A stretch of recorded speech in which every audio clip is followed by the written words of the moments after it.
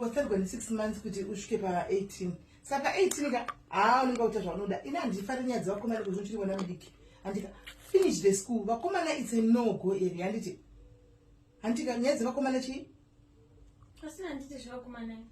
aiwa zvakomana ndini mwana wangu da kuti upedze chii chikoro chako zvakanaka asi gopa 18 akunogara tichizvitaura ipapo but kwaiko zvino nyaya dzavakomana ndafara angu kuti wati nyaya dzavakomana hauiti eka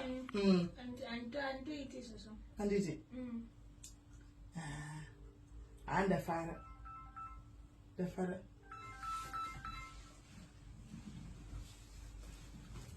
Hello? Hello?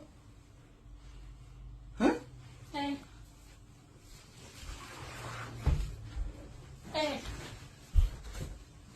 Get up, dog. Alright. Done.